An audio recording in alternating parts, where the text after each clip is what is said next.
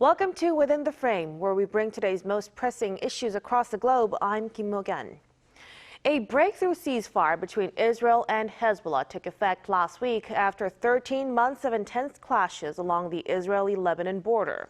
Under the agreement, Israel is set to withdraw its forces from Lebanon for over 60 days, with the Lebanese army taking control of border areas to prevent Hezbollah from rebuilding its infrastructure. The U.S. and France have pledged to ensure full implementation of the ceasefire. But despite the deal, Israel's military confirmed airstrikes in southern Lebanon over the weekend, citing efforts to prevent ceasefire violations by Hezbollah. French diplomats have reported at least 52 separate incidents of Israeli violations. Meanwhile, Israel has escalated its offensive in Gaza, with CNN reporting at least 200 casualties on Saturday, raising concerns over the stability of the ceasefire and the broader regional situation. For a deeper look into the situation, we are joined by Robert Lawrence, assistant professor at Dongduk Women's University. Welcome to the program, Professor. Hi, thank you for having me. And Seung-hoon Baek, researcher at the Institute of Middle East Studies. Great to have you, Dr. Baek. Likewise. Now, first, let's start with Professor Lawrence. So, the ceasefire between Israel and Hezbollah was unexpectedly reached last week. What are the key factors behind the agreement after a year-long battle? And was there internal pressure on both sides? And did the U.S. pressure play a role? Okay, so the agreement will see a gradual withdrawal of Israeli forces south of the Blue Line, the border between Israel and Lebanon. And Hezbollah's forces will move north of the Litani River, with the Lebanese military deploying into southern Lebanon to monitor alongside UN peacekeepers. So both sides had a great deal of internal pressure. In Israel, war fatigue has set in after nearly 14 months of fighting, and we're seeing increasing numbers of reservists refusing to report for service. Additionally, the majority of Israelis were in favor of reaching an agreement to end the conflict in Lebanon, and now even a greater majority is in favor of finding a hostage deal to end the war in Gaza. So I think society at large has grown tired of constant conflict in Israel. In Lebanon, the conflict has displaced 1.2 million people. So this adds to, an already dismal economic situation there. And that increases the threat of domestic sectarian conflict in Lebanon. And Hezbollah has been weakened politically and militarily. So domestic rivals are likely going to seek to exploit this weakness or this vulnerability for political gains.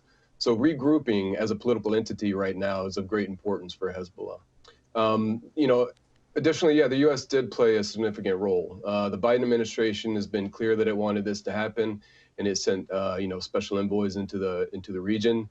And then President-elect Trump also met with the Israeli Minister of Strategic Affairs prior to the negotiations and endorsed the deal, saying that he hoped it would be implemented before he came to office.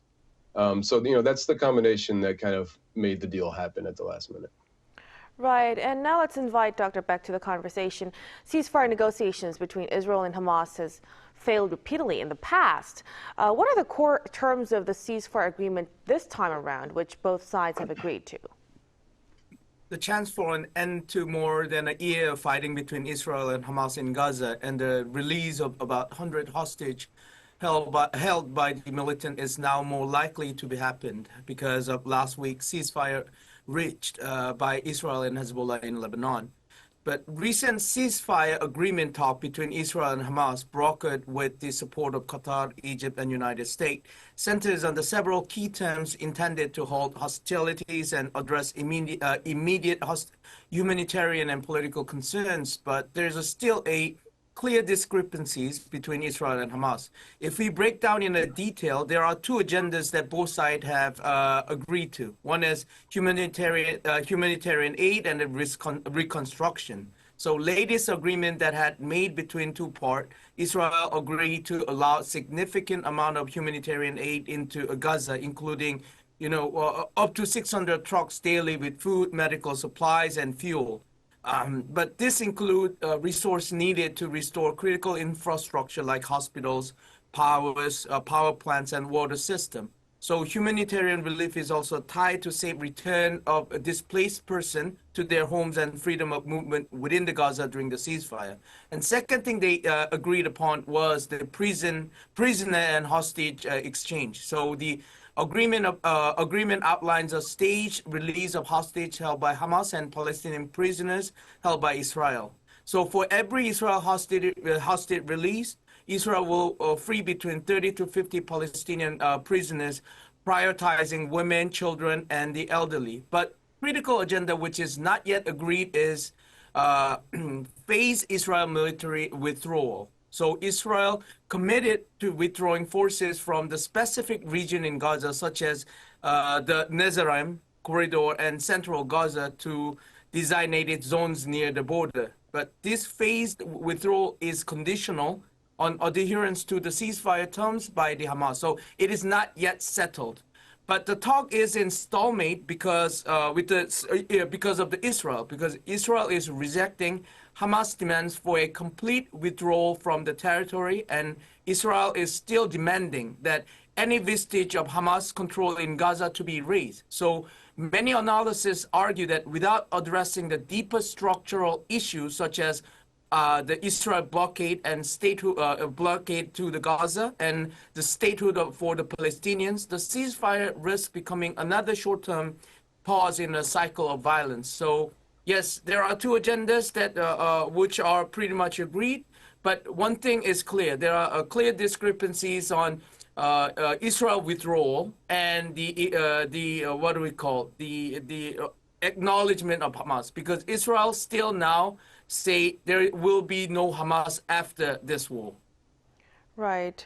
And we will be touching upon Hamas as we speak in the latter part of our conversation. Now, in this agreement, Hezbollah's initial condition for Gaza ceasefire was excluded, while Israel's demand for the right to conduct military operations in Lebanon was acknowledged. And some people argue that the agreement is more favorable to Israel. Professor Lawrence, how do you assess this? I think that's probably true. I mean, I think the deal was probably better for Israel than it was for Hamas, and that's because Israel had a better hand to play in the negotiations. They were on the front foot, if you will. Hezbollah's domestic vulnerabilities that I mentioned before, along with its losses in the top tiers of its leadership and its military infrastructure, kind of forced it to prioritize reorganizing over solidarity with Hamas in their fight against Israel. So there are other axis of resistance forces that are actively fighting Israel, and Hezbollah, of course, maintains, a vast arsenal of drones, rockets, and missiles that it can deploy against Israel. But for right now, I think Hezbollah, and then by extension from Iran's point of view, it was time to kind of recalculate and ease the pressure from fighting so it can regroup. Right, and as our Dr. Beck mentioned a while ago, some people suggest that the 60-day ceasefire might just be a break before a longer conflict, just temporary. Can you elaborate on this, Dr. Beck? So many analysts remain skeptical about its durability of ceasefire deal. I mean, some suggesting it might merely serve as a temporary pause before renewed hostilities. There are four key aspects on this view. So one is underlying hostilities. The ceasefire terms demands that Hezbollah cease operation in southern Lebanon and relocate all of their personnel to north of Litani River, while Israel forces withdraw from Lebanese territory.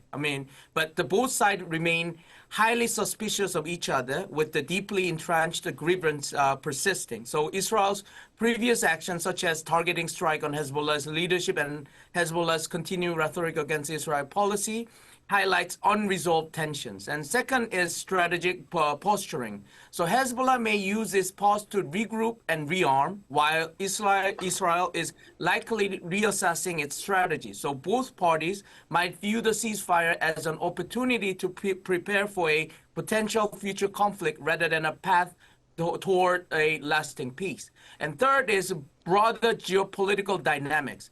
The ceasefire is partly tied to regional politics, including U.S. and French mediation effort and their influence on Israel and Lebanon.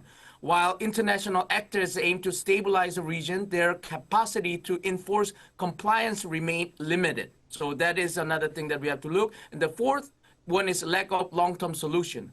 While the agreement includes measures like disarmament and monitoring by the Lebanese army and international forces, the PKO, enforcing these provisions against a well-entrenched actor like Hezbollah will be challenging. So historical precedent of short-lived truce in region suggests the structural issues driving conflict are yet to be addressed. So thus, while this ceasefire provides a much-needed reprieve, its long-term success hinges on whether both sides genuinely commit to resolving their deeper disputes, a scenario viewed with a considerable doubt by observers. So there are possibility, there are still a lot of doubts there that this peace will gonna last long. Right, so they could be preparing for another big conflict in the future. Now, following the announcement of the ceasefire with Hezbollah, there has been strong backlash within Israel. What's the mood inside Israel, and what are the reasons for this opposition, Professor Lawrence? All right, well, recent polls show that Israelis are pretty divided over the framework for the ceasefire. So 37% were in favor, 32% opposed the deal, and 31 said they didn't know. So it's pretty much divided into thirds.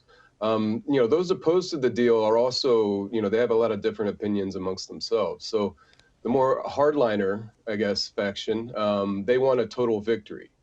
They don't want to put the brakes on at all while they think that they have Hezbollah in a compromised situation. But they don't really explain a realistic way to accomplish that goal either, because total victory over Hezbollah is a very ambitious goal. It's not the same thing as Hamas, and that one also might be too ambitious. A lot of the opposition is actually made up of people from the northern region close to the Lebanese border.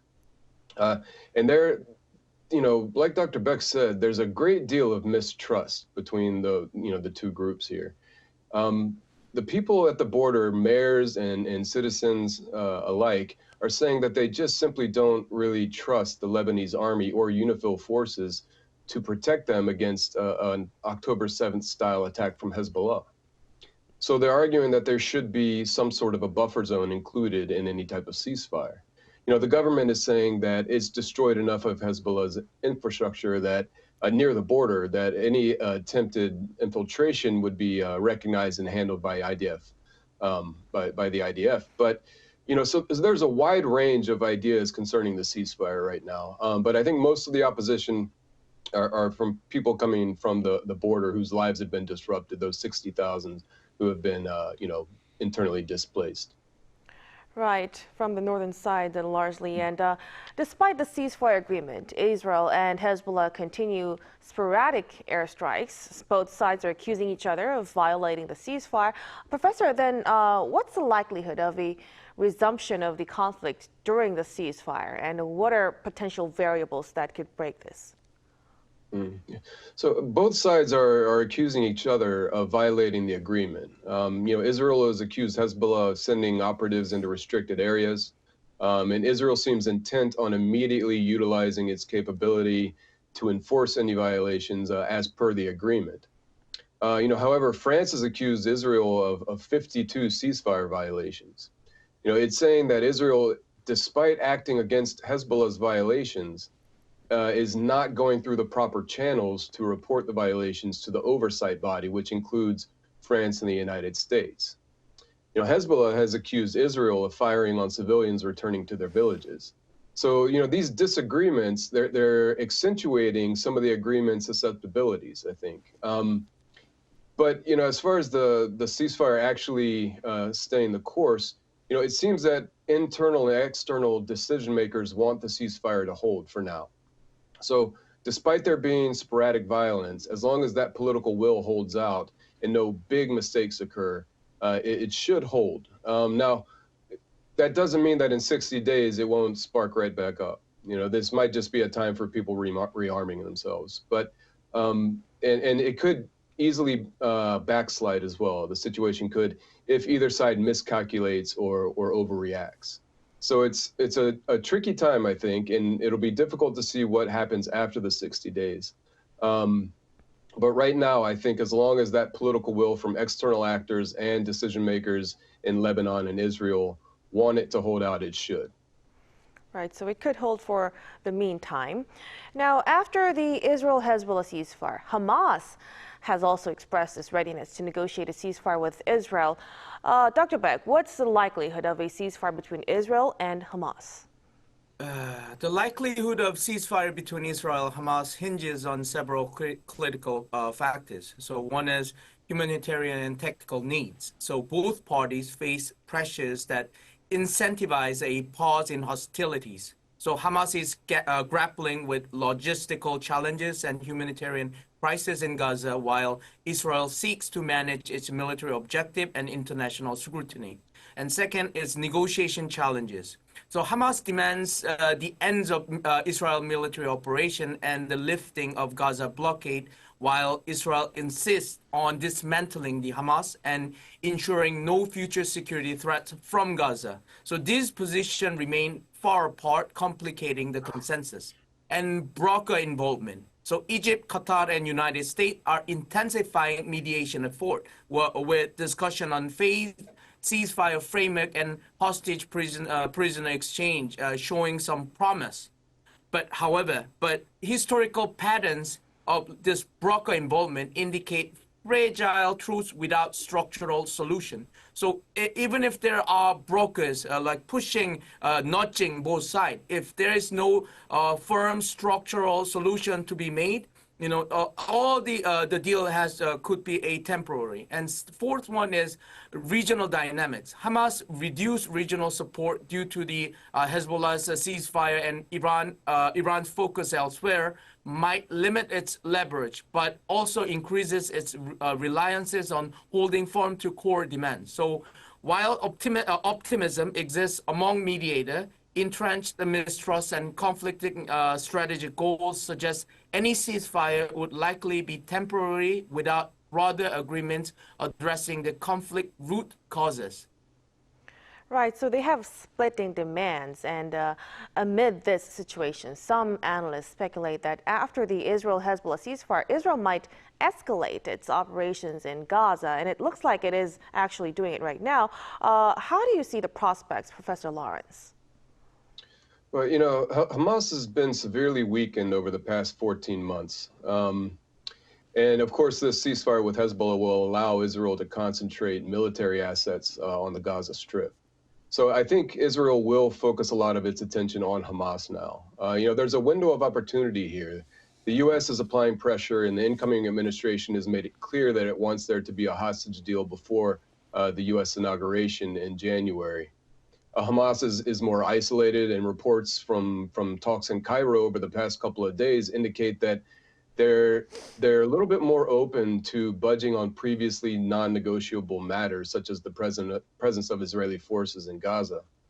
The majority of the Israeli public supports the hostage deal to end the war in Gaza, and there have been large demonstrations over the last couple of days encouraging Netanyahu to make a deal. So, there are a lot of reasons to have hope that they can eke out some sort of a compromise, but there are significant hurdles too. The more conservative parts of Netanyahu's ruling coalition want to build, settlements in Gaza, and they're very uncompromising in their demands. Hamas doesn't want to make a deal that will only postpone the war until the hostage exchange, only to have Israel re-engage after getting back its hostages. And Netanyahu maintains that he wants a total victory, which leaves little room for negotiations. So Israel will focus its attention on Gaza right now, but it remains difficult to see exactly what their goals are, and they have a lot of internal squabbling that they have to fix before we see how they're going to focus their attention on Gaza. Right. Let's also touch upon U.S. intervention. Now, Mike Waltz, nominee for U.S. National Security Advisor, has stated that it's time to focus on true stability in the Middle East rather than a quick end to the Gaza war. Now, Dr. Beck, how should this be interpreted, and what can we expect from U.S. Middle East policy under a second Trump administration? So the Mike Waltz's statement about focusing on true stability in Middle East reflects a strategy aimed at addressing systematic long-term challenges rather than seeking short-term resolution, particularly in the context of ongoing conflict in Gaza, tensions involving Iran, and broader regional instability. So this perspective suggests that the second term of Trump administration could prioritize reestablishing a strong U.S. presence and influence in the Middle East through measures such as enhancing alliances, renewing pressure on adversaries, and extending the Abraham Accords. So the key elements likely to define the U.S. Middle East policy under Waltz and Trump are, one, pro-Israel, anti-Iran stance. So Waltz has emphasized a robust alignment with Israel, supporting its military campaign against Hamas and Hezbollah. So return to maximum pressure of first Trump administration on Iran, including economic sanctions and potential diplomatic isolation, is expected. Second is broader regional diplomacy. Waltz has hinted at leveraging the Abraham Accords framework to foster new normalization agreements between Israel and other Arab states. So this effort would aim to solidify an anti-Iran coalition while advancing regional cooperation. Third one is strategic deterrence. So emphasizing true stability may involve bolstering U.S. military and economic commitments to deter Iran's influences, while also addressing China's support to Tehran, such as its pursuit of Iranian oil. And fourth is reevaluating the military engagement. So Walt's background as a Green Beret suggests a pragmatic view of military intervention. So while direct military involvement might be limited, support for allies through arms sale, intelligence, and counterinsurgencies, logistical backing could increase. So while this approach may aim for long-term peace projects, it risks escalating conflict in the short term and could face resistance from international partners favoring de-escalation and negotiated solution. So that is a kind of like problem that the Trump administration will face in short term. Right. And before we let you go, Professor Lawrence, the ceasefire between Israel and Hezbollah, how do you think this would affect the broader Middle Eastern geopolitical situation? Most in the region applauded the ceasefire. Unlike what was seen after the 2006 Israel-Hezbollah war, when Israel took heavy losses and weren't able to significantly weaken Hezbollah, this time Hezbollah is coming out of the conflict having sustained serious damage. Their forces are weakened, which changes regional dynamics regarding Iran's regional ambitions. So while Iran's support of the ceasefire indicates that, for the time being anyway, the threat of escalation between Israel and Iran into direct kinetic warfare has decreased, it also indicates difficulties for Iran's regional strategy, and we're seeing this play out in Syria right now. So, while regional Sunni leaders have harshly criticized the carnage in Gaza, those same leaders are likely fine with Iran's most powerful proxy force taking a net defeat. And this might further entice, in time, the expansion of the Abraham Accords, especially Saudi-Israeli rapprochement. Provided a solution for Palestinian statehood is included, and those leaders being able to convince their people of such a deal's worth, actually, which will probably be difficult after the last 14 months. But I suspect that this will be a top priority for the incoming Trump administration. So, regionally, we could see this improve in the long run, but I do think it's going to be some tough sailing in the beginning. Right, so we'll have to wait and see how the situation unfolds. Gentlemen, we'll have to leave our discussion right here. Many thanks again to Professor Lawrence and Dr. Beck for sharing your expertise tonight. We appreciate it. My pleasure. Thank you for having me. And that'll be all from us for Within the Frame. Be sure to tune in next time as we continue to explore the stories that matter. Until then, stay informed and engaged.